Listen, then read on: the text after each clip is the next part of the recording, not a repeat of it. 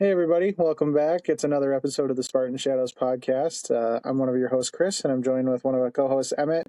Zach unfortunately couldn't make it tonight, but he's here in spirit. He, of course, wanted to do, if you've seen on our Twitter page, we were planning to do off-season or end-of-season awards for MSU basketball, and so we put some fan polls out there that got really good responses, and we want to share some awards for the Spartan Shadows crew for that. We had a series of polls go up on Emmett's Twitter page. Basically, we wanted to know a couple categories of who your season-long basketball awards were. We had categories for you, and we wanted you to vote in the polls. We're going to give you the fan reaction and give you our answers, kind of a little bit of positive basketball discourse to end the show with. We had, four categories? Team MVP, most improved, who was your unsung hero of the season, and best assistant coach or favorite assistant coach MVP, I guess. We'll go one by one. I'll tell you the fan vote, and then we have our answers and Zach's answers, and yeah, we'll wrap those up real quick for you. So first one was team MVP. Pretty sure you know who's going to win this one.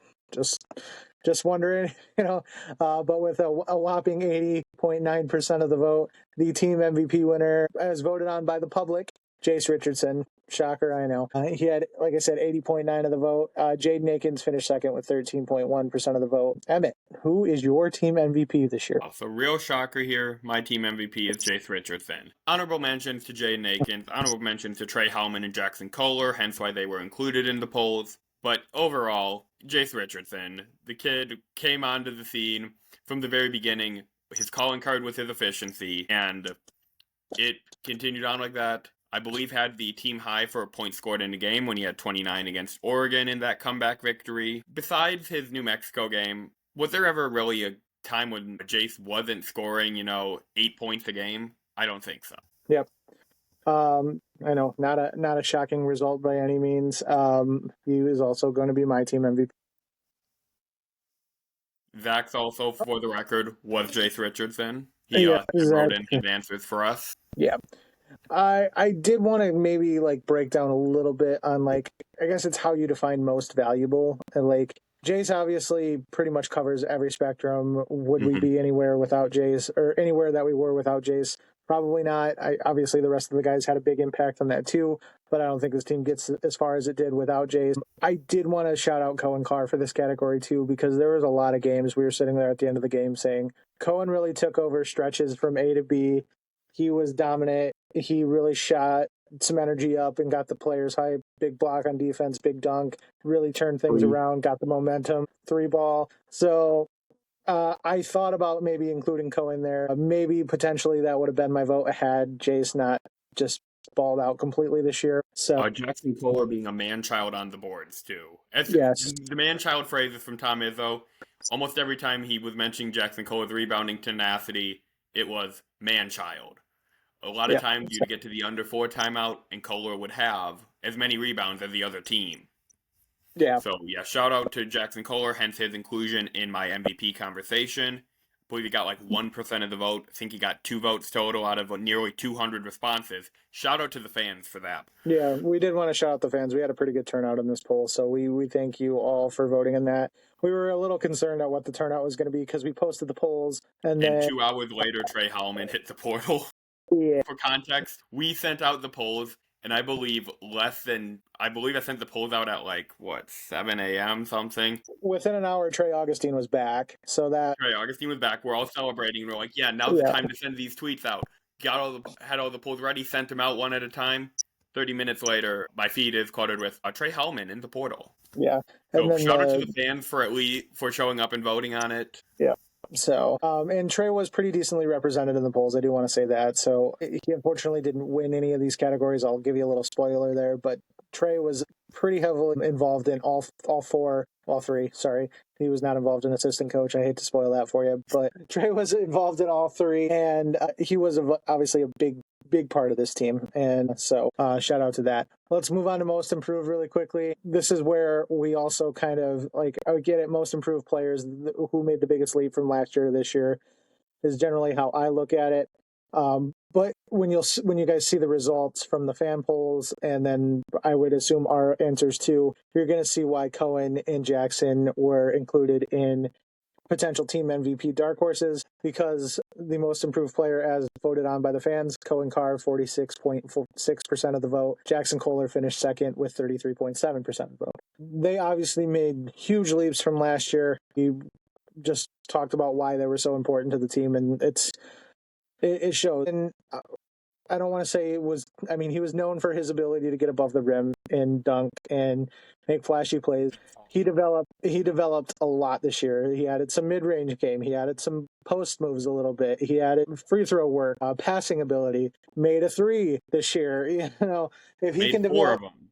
yeah. So if he continues to work on that mid to long range shot, he's going to be really, really like unstoppable. So we're excited to see that. Hopefully for the rest of his career in East Lansing. But it's just he's got the potential to be really special with that talent.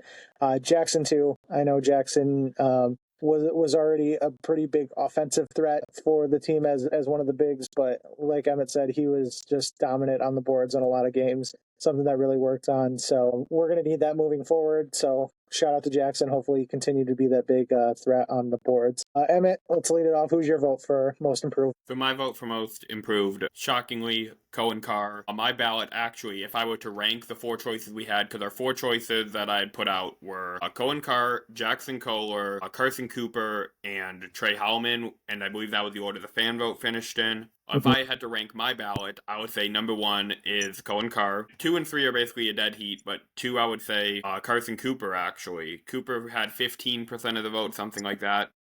Yeah.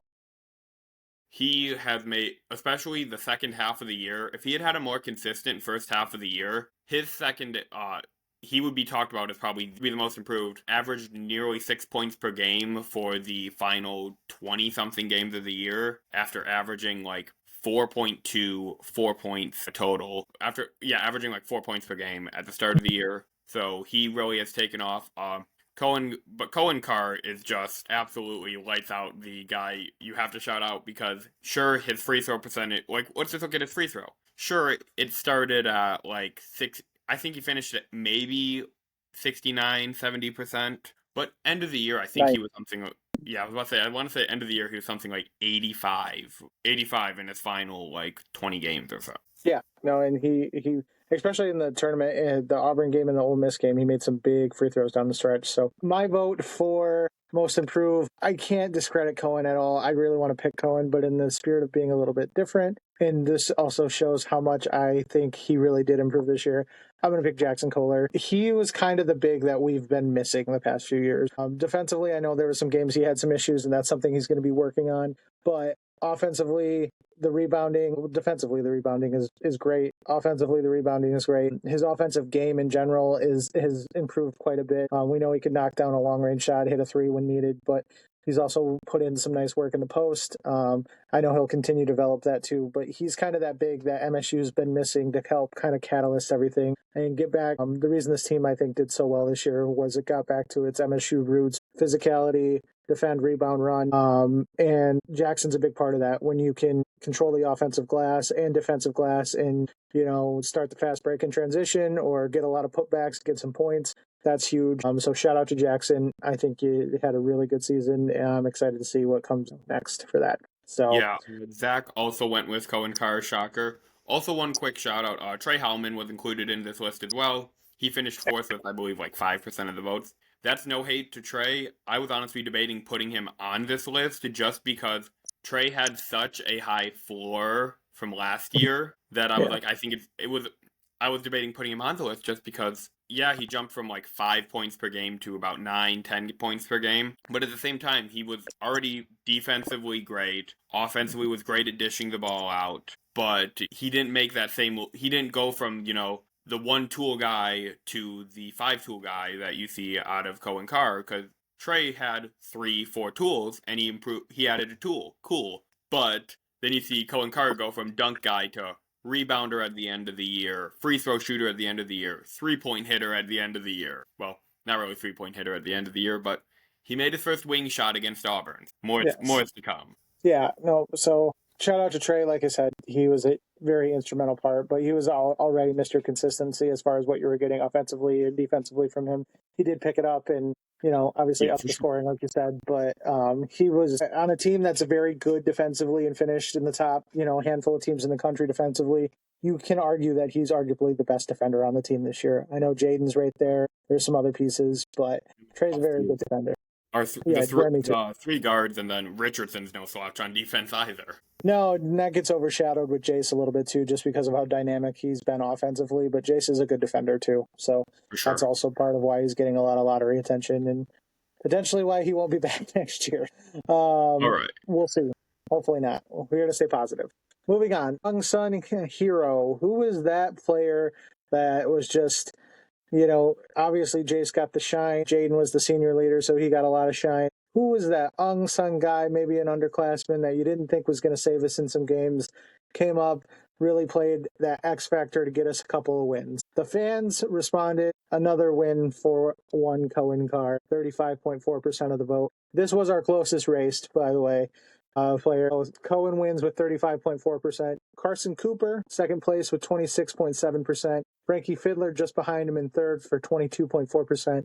And to round that out, Jeremy Fears, 15.5%. So that was a very tight race. All four played huge roles in a lot of different games. We talked about Cohen and his ability. Carson, at times, he was our best defensive big, and he really came in and set the tone and did a lot of good things throughout the year, especially later in the season. Frankie Fiddler, I mentioned it earlier when we were talking, the last two games of the tournament, he was the reason we probably win against Ole Miss and made it as close as we did against Auburn. He played really well. And Jeremy Fears won against Penn State too.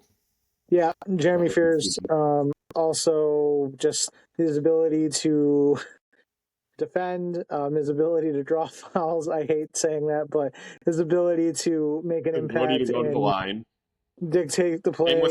Same with Fiddler.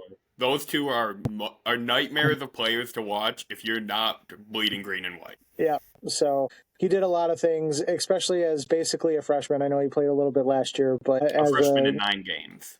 Yeah, exactly. So he made some strides and really came in clutch, especially down the stretch a little bit. So Emmett, who is your unsung hero? So this one, I actually will be different than Cohen Carr, because Cohen Carr's dunks and his three, they got so much attention, so much love that it made me question if he should be on there, but at the same time, his averages weren't at the same as your leading scorers, your leading rebounders, your leading almost anything besides dunks. But I would say for my unsung hero, I'm debating between Cooper and Fiddler here. I've already given Cooper a ton of love for the most improved, so give me Fiddler here. He went from a player we were all expecting to be this lights out 3-point shooter, full season starter, to more of a bench role, but was able to provide that spark when we needed him. Was able to have that game against Penn State where everyone was fouling, everyone had to sit on the bench. Frankie Fiddler was the only player that game who did not foul the entire time. And then was just able to, especially during the tournament, turn it up. He was a player you questioned, is he going to be remaining on really the rotation after you saw Xavier Booker fall off rotation? And instead, he goes and turns up to a new level, and I honestly believe turned his season around in terms of how the fans can look at it. Because I know that people had, not personally, but people had called, disappointing senior year, and I'm sure it wasn't the way, if you asked Frankie, it wasn't the way he imagined the year going. But at the same time, he didn't pout, he didn't cry, he didn't mentally check out. He came to work every day at practice and was able to have those moments, was able to hit that 3 in the tournament. So I definitely think Fiddler was the unsung hero, because some of those games that MSU, sure, they went and won by 10 points. They might not have had it if you didn't have that Fiddler bucket. Sure, he finished with 4 points, but if Fiddler didn't have those 2 clutch buckets or 1 bucket and 2 free throws, that game could have spiraled faster. Absolutely. Zach, I'll touch on his real quick. Zach voted for Cohen Carr, rightfully deserved. A lot of games, like I said, we were doing our recaps and we said who was the best player tonight, and it was Jace for a lot of them, but Cohen Carr too was the difference maker that really turned a lot of the games. So rightfully deserved for Cohen. Sure. Zach wanted to make sure he gets his shout. I'm going to go a little bit different as well. I kind of have two, and bear with me why. And this is kind of a cop-out, but kind of not a cop-out, and I want to explain myself. So going into the season, if you had to pick one player who was going to be the major contributor for the season, it was probably going to be Jaden Akins. Maybe Trey Holloman with his ability to knock down threes as much. Frankie was getting a lot of love, a lot of players. We weren't sure who that player outside of Jaden was going to be. So if you look at it from a full season perspective, my unsung hero is Jace Richardson. Now, I from get it. I understand your logic here. January on, he was expected to be the best player on the floor, and he was. So that kind of takes some of the shine from the unsung. But Oh yeah, if we did mid-season awards, Jace Richardson would by far be Mr. Efficient. If he wasn't already the team MVP of them. Right. And so I think if you're looking at the full season perspective, if you would have asked any of us who was going to be far and away the best player on the team this year, I don't know if anybody would have said Jace Richardson. So I want to give Jace his due because that's just how important he was to this team. To not also just a complete opposite and cop out and say, I picked the best player on the team as the unsung hero. My unsung hero is strength in numbers. Yeah. No, I will say my other unsung hero is actually Jackson Kohler. Because Jackson, again, we needed a big. I'm going to repeat myself a little bit, but we needed a big to become an MSU big, and Jackson has turned himself into that. And I won't go over the same stuff I've already went through, but I don't think this team is where it is without him. So we'll just say that a lot of games he dominated the glass, able to hit threes, able to knock down free throws. So he hadn't made it before this year also, so he's a very good pick too for unsung hero. It's just especially with him starting the final 34 games, he definitely became. I viewed it as weird to call a guy an unsung hero when he's also in the MVP. He was also arguably the best big, which is why I put him in the MVP conversation. Right. No, and that was the same. That's why I said it's kind of a cop-out answer because I picked two of the best players on the team. But coming into the season, I don't think any of us would have said those two are the likely unsung hero candidates if you were projecting the whole season. So, and if you talked about it mid-season, you would probably either of those two would definitely work as an answer for sure as well. Yeah, exactly. So we'll cut it at that, but we appreciate, or I appreciate those two for what they've done. The last poll category, assistant coach of the year. The fans voted number one, Sadie Washington, 47.4%. Coach Borovich was second with 36.2%, and then Coach Woj, 13.8%. Emmett, who's your coach? So it hurts me to not vote Coach Borovich because he was instrumental, and I definitely don't think the Spartans go to the Elite Eight without him. But at the same time, there's a reason why our unsung heroes and our most improved, all of your top vote getters are bigs. And that's because Sadie Washington in his first season in East Lansing turned a big room that some people called, that especially the center position, people called offensive black holes. Mm-hmm. And turned them into a viable center room that was able to compete with the Big Ten and was able to be consistent in the Big Ten and not go missing for long stretches of time. So I would definitely say Sadie Washington I wouldn't say worked a miracle as much as unleashed the talent that Tom Izzo saw in them, and you saw exactly what happened. Don't get me wrong, though. It hurts to not say Coach Borovich here. Yeah, Coach Borovich has done a heck of a job, and I think he has put himself in a potential candidacy to maybe be Tom's heir apparent, if and when that comes, but that's hopefully not for a while. 14 to 99, we got time. Yeah, so we've got a little bit, but Zach also went Sadie Washington for all of the above reasons. I will make it a clean sweep. I said when we hired Sadie Washington that this could be game-changing because there's been times in the past few years that Tom literally was just putting in bigs to try to see which one could get consistent minutes. Like, not that it was the best matchup, not as the best, I think this could be, but who can give me the best minutes tonight? We're going to try you guys out. And that's no shot at the players. It's just the way things were rolling. That's what needed to be done in previous seasons. And this year you had four bigs that at separate times all contributed. And yes, I'm including Xavier Booker and Simone Zabala, who some people have ragged on.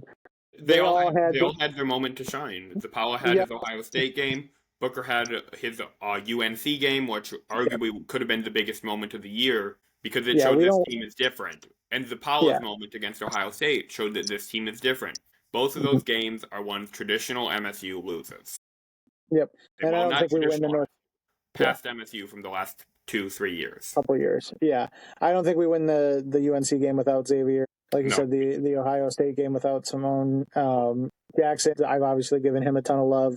And then Coop, he was literally a crucial role off the bench in the tournament games when it mean the most. All four of them. Coop's rebounding ability, too. I was going through his numbers. You would see games he ends up 8, 9, 10, 11 rebounds, and the dude played 20 minutes. Yeah. So you're like, this guy's getting a rebound once every 2-3 possessions. Yep. So yeah, no, he was a big part. So, and then that also constitutes Cohen's loop a little bit too, because he played. Sure.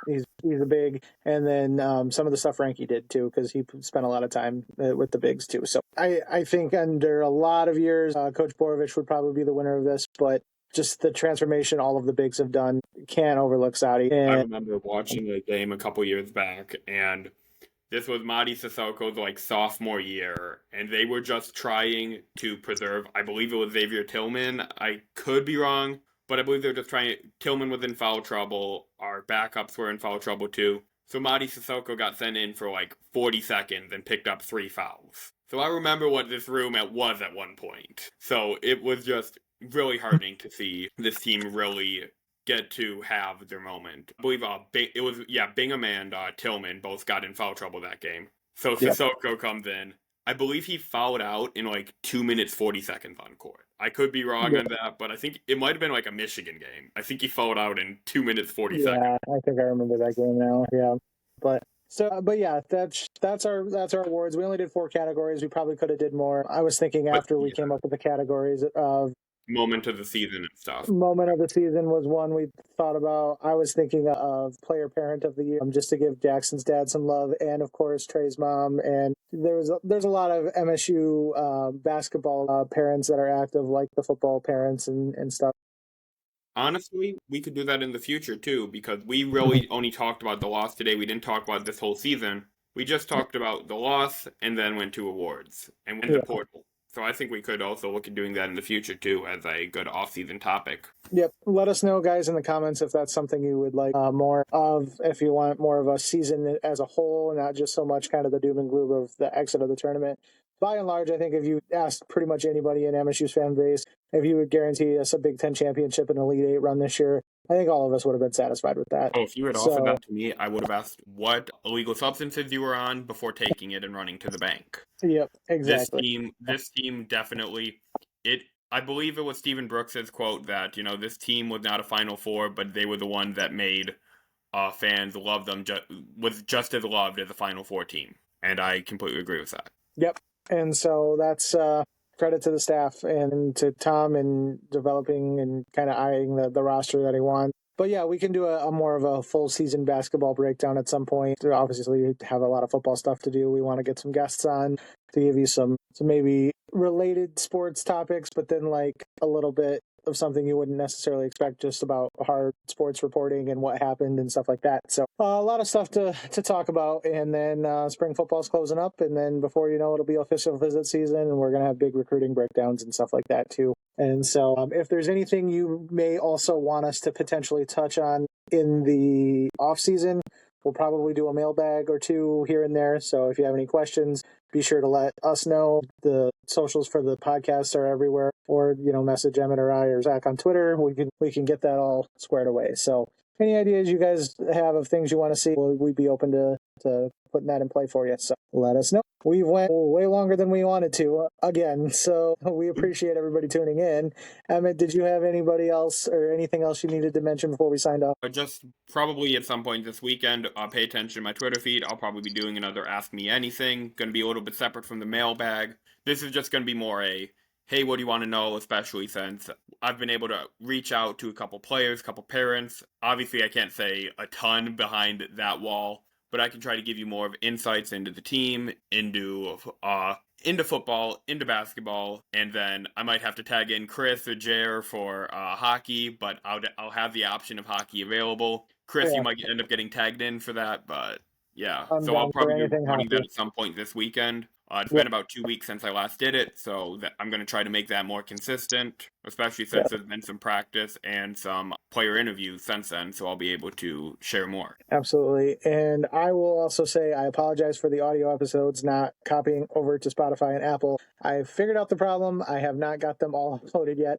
It will be fixed. I swear. It's just been my regular job, the podcast, the writing, being a parent, being a husband, all that fun stuff. Crazy time of year. So that will be fixed, and we should hopefully be all up to date before the next episode comes out. I'll get this one edited soon, and I think this will probably air tomorrow at some point. Maybe Saturday if tomorrow gets away from me a little bit, but that's kind of the plan. So everything should be up to date as soon as this episode is posted, or before the next episode is posted. And then we will try to get an episode recorded next week and out to you right around the same time. So like I said, if anything you want to hear from us, let us know.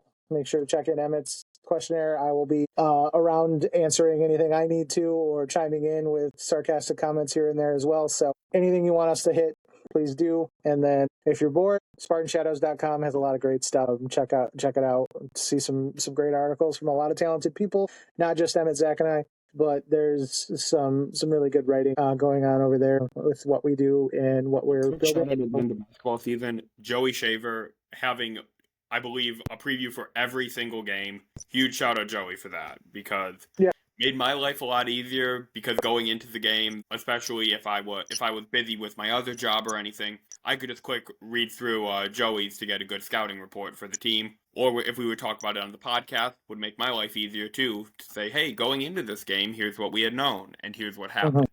So quick shout out Joey, shout out Matt Eichstadt, shout out Ben Shadle, shout out everyone who has helped with Shadow so far. I'm sure views might go down a little because you have this dead period, but be sure to check back. We'll try to keep it entertaining. We'll try to bring in some interesting guests. More on that in the future, hopefully. And we've got some potentially exciting guest lines up for the podcast here. And then when football season ramps up, where all systems go. So check out the website, check the podcast. I do want to also shout out real quickly Anthony Garver, or the Real Shardy. He does a lot of fun stuff with basketball and football stats. So he does some great work writing some articles for us too. But check him out for all his fun. He's always got a great stat to put in for something, especially during basketball season. So shout him out too. That's it. We could thank everybody. We'd be here until Tuesday. So we appreciate it. You guys, thank you so much for tuning in. We appreciate you guys more than you know. It's been a lot of fun getting this up and going. We're looking to really take it to the next level soon. Hopefully you all join us. Tell your friends, tell your family, tell your mom, tell your grandma. Let's get everybody watching. And then, hey, fun time are happening soon here in East Lansing. So we again appreciate everybody. I've said that 100 times, but thank you. Go Green. Go White. God, that was a marathon. Yeah, that's probably going to happen.